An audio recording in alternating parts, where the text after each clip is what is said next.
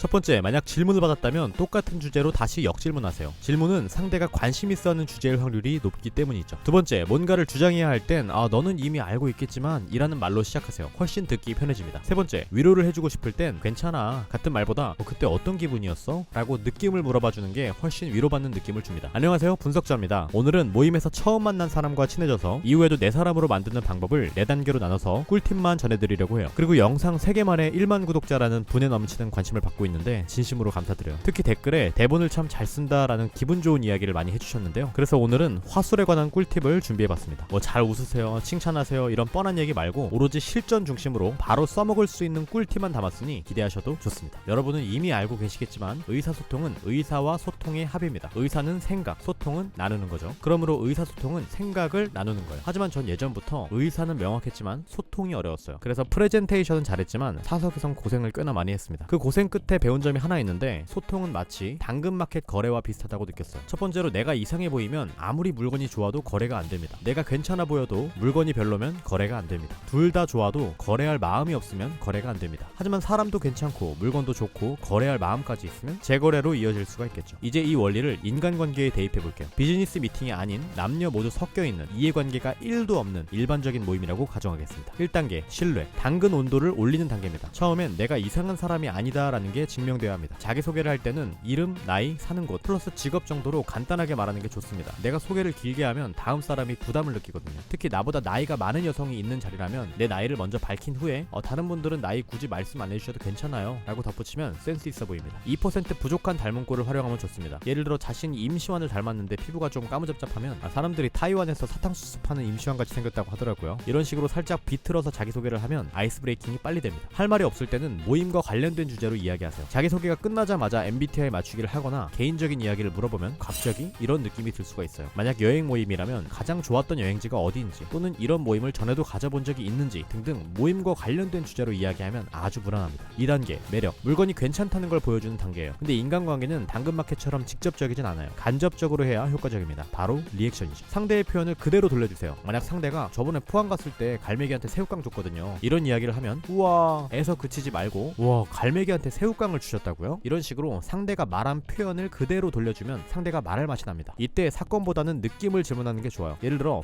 갈매기 새우깡 포항 가서는 또 뭐 하셨어요? 하고 다른 사건으로 틀어버리면 대화가 겉돌 수 있습니다. 그럴 땐 새우깡 줄 때 갈매기가 물잖아요? 뭐 안 놀라셨어요? 이런 식으로 느낌이나 감정이 어땠는지를 물어보면 대화의 생동감이 살아납니다. 상대가 긴 이야기를 한다면 중간중간 내용을 요약해서 돌려주세요. 그러니까 포항에 가서 갈매기한테 새우깡을 줬는데 거기서 지금의 여자친구를 만나셨다는 거죠? 와 이런 우연이 있나? 그러면 모임에 있는 사람들은 와 이 사람이 되게 경청을 잘해주네 라는 인상을 받게 됩니다. 상대의 표현을 활용하세요. 이거 진짜 꿀팁인데요. 제가 저번 주에 올린 이수근 유머 분석 영상에도 있는 겁니다. 예를 들어서 누가 우리 집 강아지가 너무 말 안 들어요 이런 이야기를 할 때 제 주변에 동물 진짜 잘 다루는 사람이 있거든요. 소개해드릴까요? 새우깡으로 갈매기도 조련하는 분이 계시거든요. 근데 플러팅도 잘하니까 조심하셔야 돼요. 이런 식으로 앞에 나눴던 표현을 끌어오면 타율이 굉장히 높습니다. 3단계 소통, 거래를 성사시키는 단계입니다. 상대 말을 들었으니 이제 내 이야기를 해야지 소통이 이루어지겠죠. 2단계에선 이것만 기억하면 됩니다. 내 이야기는 상대가 물어볼 때만 한다. 특히 자랑거리는 더더욱이죠. 그러다 질문이 들어오면 행위 중심으로 이야기합니다. 상대가 어떤 일 하세요? 라고 물으면 반도체 회사 다녀요 라고 답하면 재질문할 거리가 없죠. 혹시 핸드폰 뭐 쓰세요?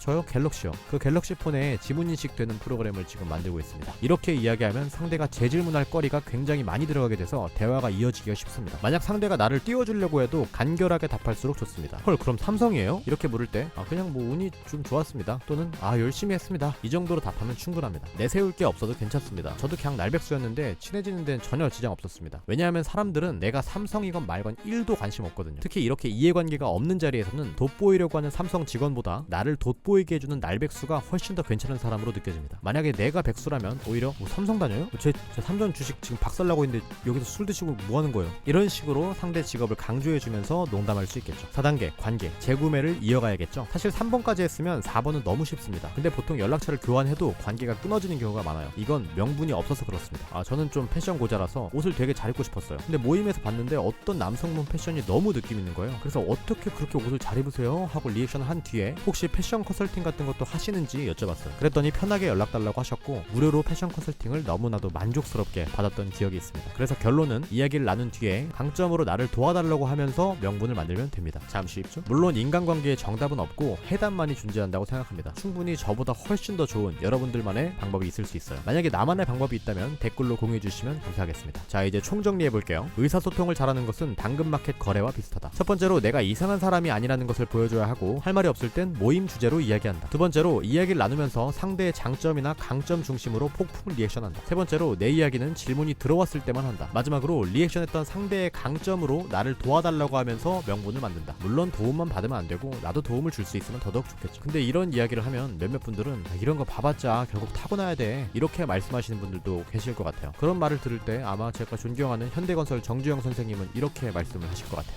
앞으로는 이렇게 꿀팁을 핵심만 공유하는 라이트한 영상도 한 달에 한두 번씩 올릴 예정입니다. 왜냐하면 이 영상이 터져버려가지고 애니메이션 몰아서 볼 시간이 필요하거든요.